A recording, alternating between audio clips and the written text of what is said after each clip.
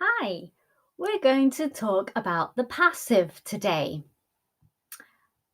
So, as you know, every sentence has a subject, an object, and a verb. Let's look at this example. My father washes the car every Sunday.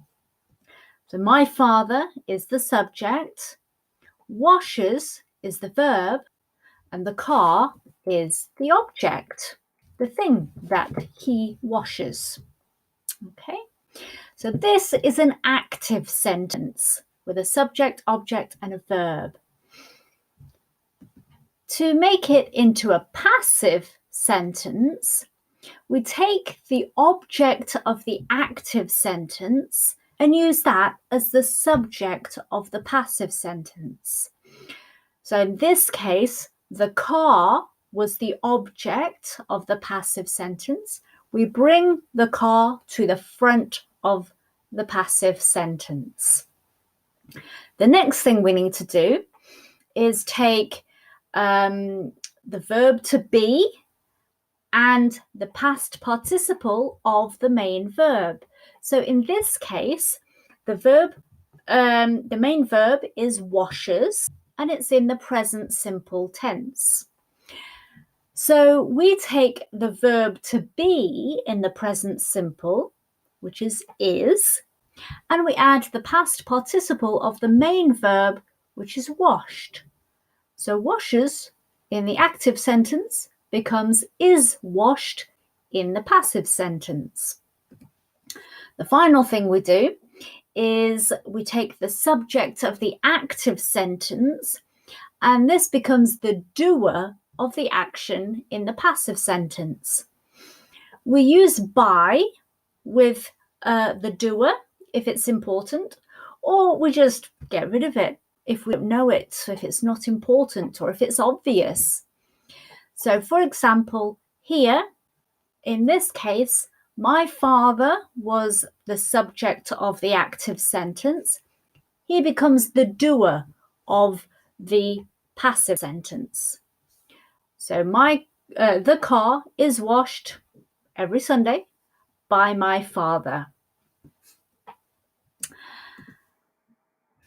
So we use the passive when we're not interested in who or what causes something to happen, or if we don't know who or what the subject is.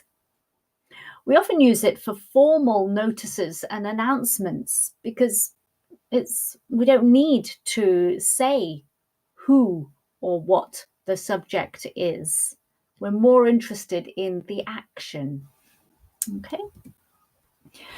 Let's look at an example in the past tense. Shakespeare wrote Hamlet. So Shakespeare is the subject of the active sentence, wrote is the verb, Hamlet is the object.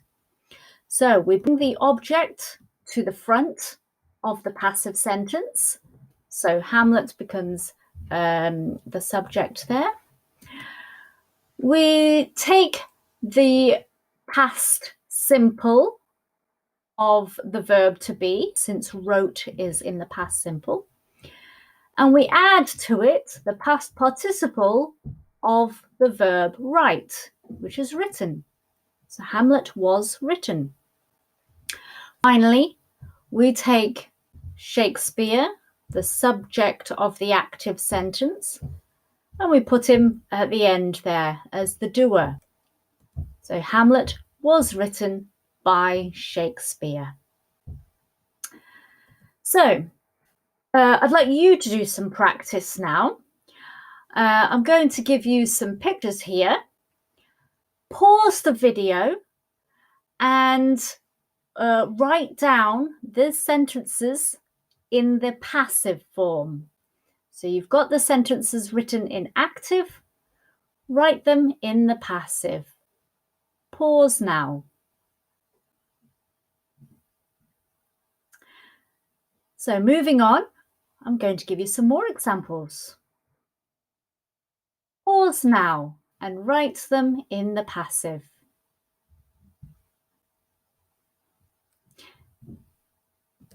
And some more sentences. Pause now, so you can write them in the passive.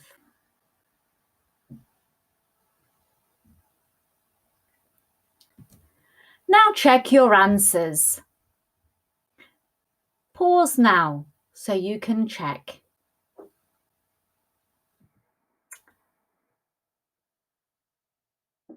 Here is a table showing you the different simple verbs